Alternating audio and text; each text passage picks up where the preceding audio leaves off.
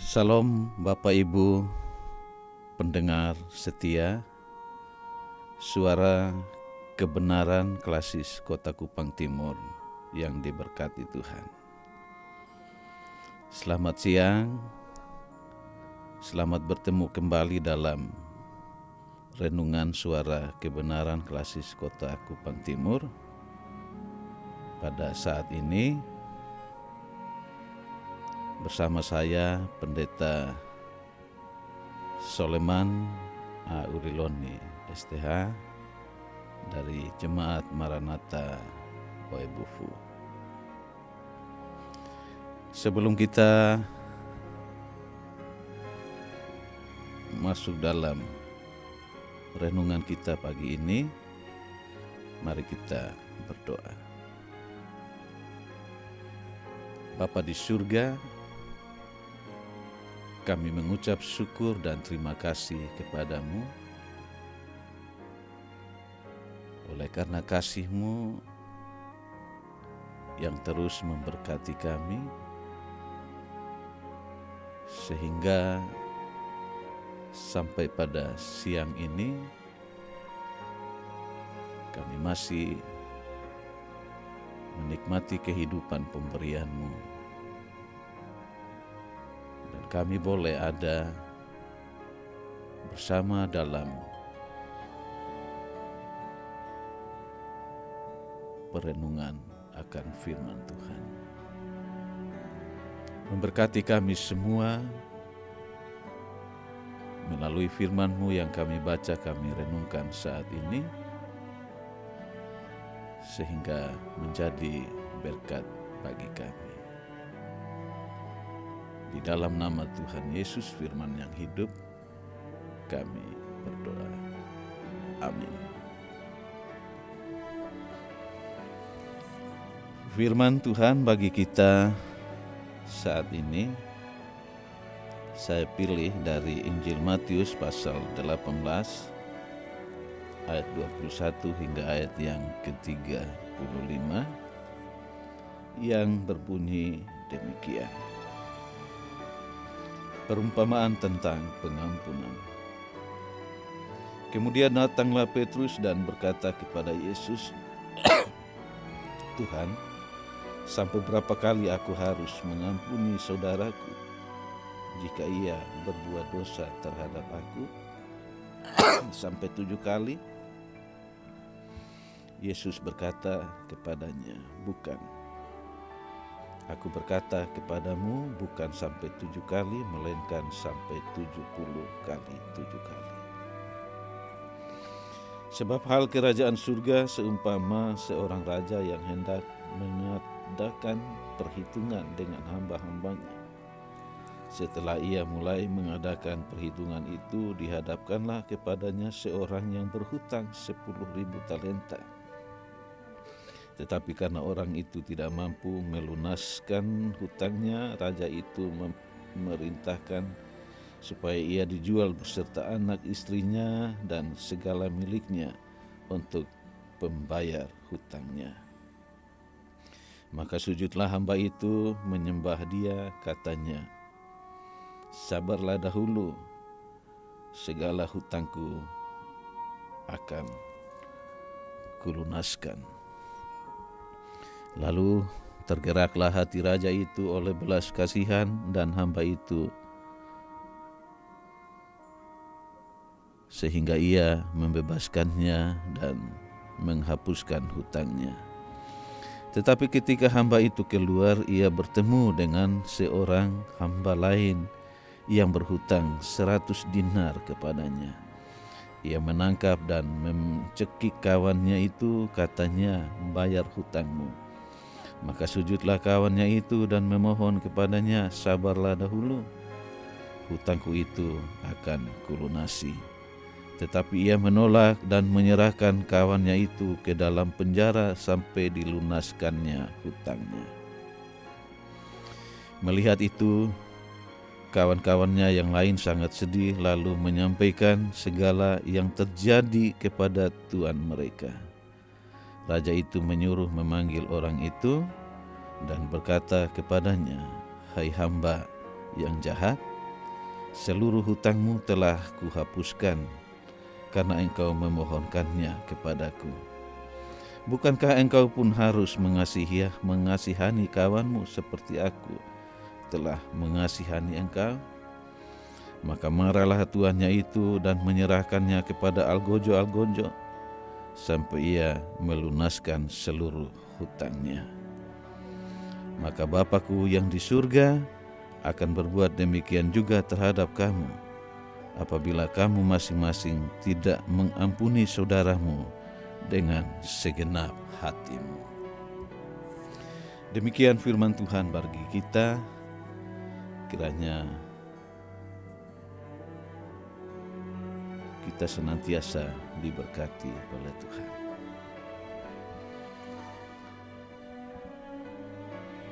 Salam buat kita semuanya.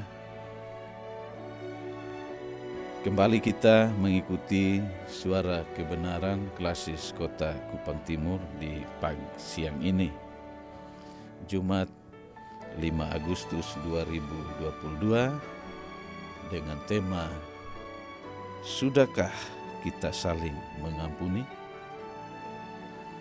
Tema ini adalah sebuah pertanyaan refleksi bagi kita orang percaya, pribadi lepas pribadi, yang menggugah hati untuk bertanya pada diri sendiri, sudahkah kita saling mengampuni? Kalau jawaban kita mengatakan sudah, pertanyaannya, berapa kali kita sudah mengampuni saudara kita? 1 kali, 2 kali, atau 3 kali? Bahkan 7 kali? Adakah di antara kita yang mampu mengampuni sampai 7 kali? Saya rasa 1 kali saja berat, apalagi 2 sampai 7 kali berturut-turut. Pasti sulit dilakukan. Ada yang mengatakan begini, hati ini sakit, Pak. Lebih baik sakit gigi daripada sakit hati. Apalagi sudah dikasih maaf, tetapi sama saja. Kasih maaf habis, buat lagi. Dia pikir hati ini terbuat dari apa? Karena ketidaksanggupan Petrus sebagai manusia biasa, ia bertanya kepada Tuhan Yesus, Tuhan, sampai berapa kali aku harus mengampuni saudaraku jika ia berbuat dosa terhadap aku? Sampai 7 kali? Petrus bertanya demikian. Bisa jadi itulah batas kemampuannya untuk mengampuni. Atau bisa juga Petrus pernah mendengar ajaran rabi dan guru-guru Taurat yang membatasi hanya sampai 3 kali saja. Sehingga bagi Petrus, mengampuni seseorang sampai 7 kali itu telah mencapai puncak kemurahan hati. Jawaban Yesus dalam ayat 22 menyinggung tentang Kejadian 4 ayat 24, di mana pembalasan Lamek diubah menjadi prinsip pengampunan. Dan di sini Yesus tidak mengatakan bahwa 70 kali 7 kali adalah batas atas, karena seperti yang ditunjukkan dalam perumpamaan berikutnya, ayat 23 sampai ayat yang ke-35. Semuanya telah diampuni jauh lebih banyak daripada yang akan mereka ampuni. Sekaligus juga Yesus tidak mengatakan bahwa 70 kali 7 kali adalah batas terakhir atau batas teratas. Tetapi bahwa pengampunan itu harus memenuhi syarat-syarat serta tidak meniadakan disiplin dan langkah-langkah prosedur yang telah diajarkan. Kita lihat itu dalam Matius 18 ayat 18-20. Dengan demikian Tuhan Yesus mau mengatakan bahwa pengampunan itu tidak terbatas berapa kali, melainkan tanpa batas. Petrus menyangka ada batas untuk hal mengampuni sesamanya. Sangkanya bahwa mengampuni 7 kali sudah hebat dan sudah cukup.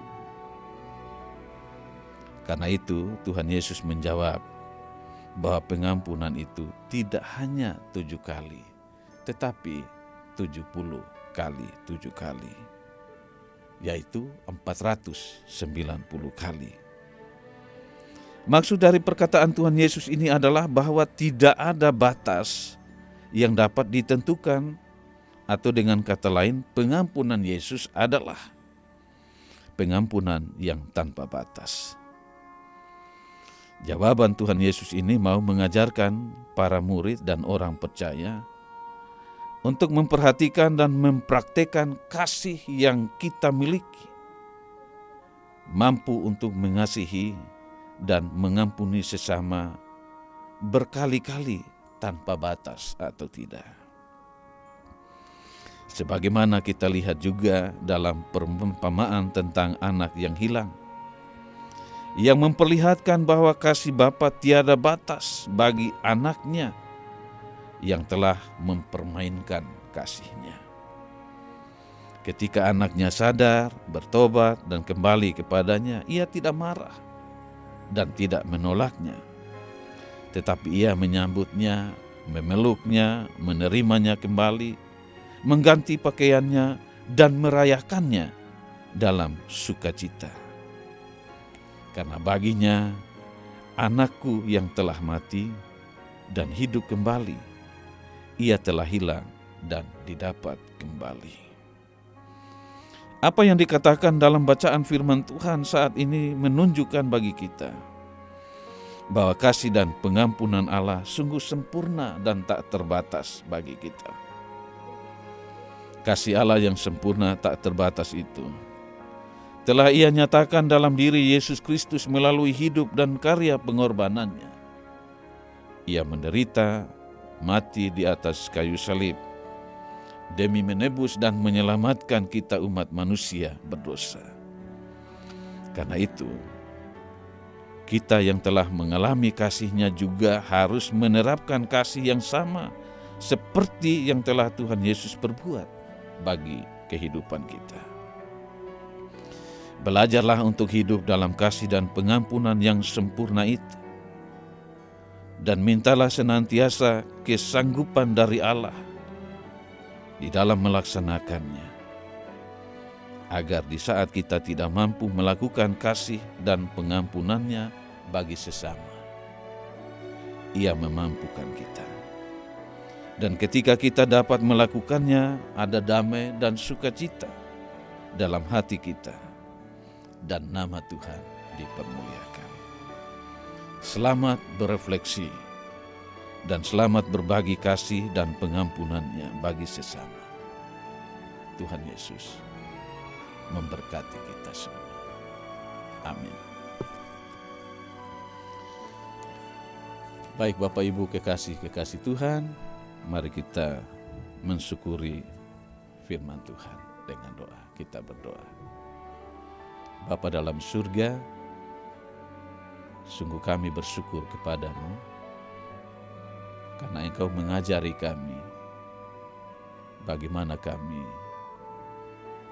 hidup di dalam kasih yang sempurna, yang tanpa batas, seperti yang telah Engkau ajarkan dan Engkau lakukan bagi hidup kami. Tolonglah kami Tuhan, supaya belajar dari pengampunan-Mu, kami juga mampu dan mau mengampuni sesama kami, bahkan musuh sekalipun, supaya dengan bertindak melakukan kasih yang Engkau berikan bagi kami, kami boleh menikmati hidup yang damai dan sukacita, dan melalui hidup kami, nama Tuhan dipermuliakan. Terima kasih Bapa, ini doa kami dalam Kristus Yesus Tuhan, penolong kami yang setia. Kami berdoa kepada Bapa di surga. Terima kasih Bapa. Amin.